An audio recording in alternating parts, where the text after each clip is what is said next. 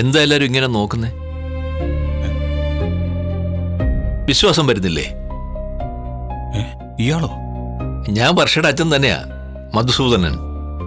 നിങ്ങളെന്താ ഇവിടെ? എന്തിനാ ഇവിടെ വന്നേ? പഴയ കാര്യങ്ങൾ കുത്തിപ്പൊക്കി ചോദിക്കാനാണ് വന്നതെങ്കിൽ വർഷയുടെ അച്ഛനാണെന്ന് ഞാൻ നോക്കില്ല. എന്റെ സ്വഭാവം തനിക്കറിയാലോ. പഴയ കാര്യങ്ങൾ കുത്തി പൊക്കാനല്ല ഞാൻ വന്നത്. പഴയ കാര്യങ്ങളൊക്കെ മറന്ന ഞാൻ ഇവിടെ വന്നത്. എന്റെ മോളെ കാണണം, നിങ്ങളെയൊക്കെ കൂടി കാണാനാണ് ഞാൻ വന്നത്.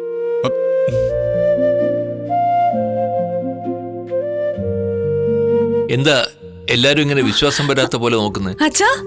ആ മോളെ, മോള് ഈ അച്ഛനോട് ക്ഷമിക്കണം. മോളാണ് ശരി, ഈ അച്ഛനാണ് തെറ്റുപറ്റിയത്. ക്ഷമിക്കും മോളെ.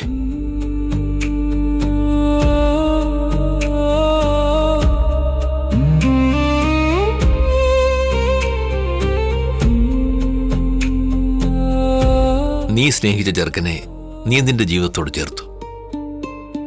അതിലെന്താ തെറ്റ്? ഞാൻ എതിർക്കരുതായിരുന്നു. സന്തോഷത്തോടെ നിങ്ങളുടെ കല്യാണം നടത്തി തരണമായിരുന്നു.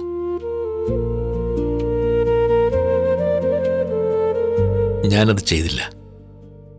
അതുകൊണ്ടാണല്ലോ നിങ്ങൾ നിങ്ങളുടെ വഴി തിരഞ്ഞെടുത്തത്. ഈ അച്ഛന് തെറ്റുപറ്റിപ്പോയി മോളെ.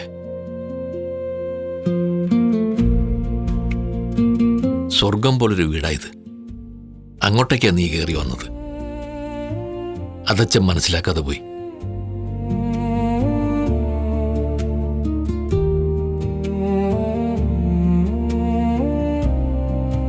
മോനെ, നിന്റെ കയ്യിൽ പണമില്ല എന്നതായിരുന്നു ഞാൻ കണ്ട കുറ്റം. എന്നാ നിന്റെ കയ്യിൽ ആവോളം സ്നേഹവും നന്മയുണ്ട്. അത് ഞാൻ കാണാതെ പോയി.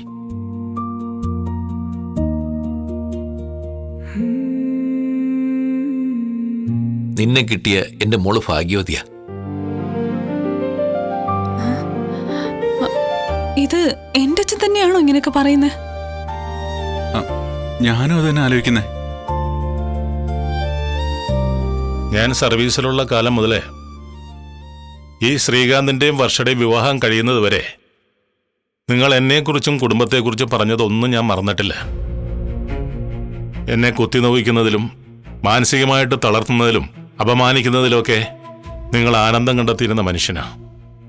നിങ്ങൾ എന്നെ പരിഹസിച്ച് ചിരിക്കാറുണ്ടായിരുന്നു. ആത്മാർത്ഥമായിട്ട് നിങ്ങൾ ചിരിക്കുന്നത് ഇന്നേ വരെ ഞാൻ കണ്ടിട്ടില്ല.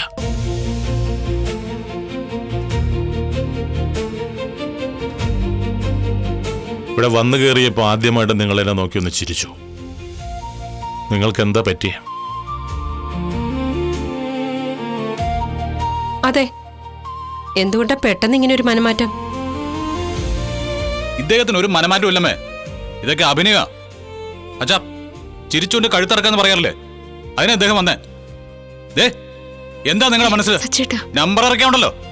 ഞങ്ങളെന്താ മണ്ടന്മാരാണെന്ന് കരുതിയോ? അഭിനയൊക്കെ മതിയാക്കി ഇറങ്ങി പോവാൻ നോക്ക്. സച്ചി, അങ്ങനെ പറയരുത്. ഇത് അഭിനയമല്ല.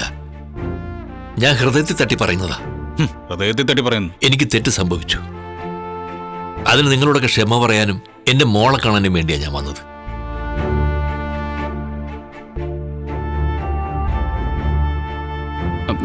അല്ല, അതെന്താ പെട്ടെന്നിങ്ങനെ തോന്നാൻ കാരണം? മനുഷ്യന്റെ മനസ്സു മാറാൻ വർഷങ്ങളൊന്നും വേണ്ട സുധി. ഒരു നിമിഷം മതി.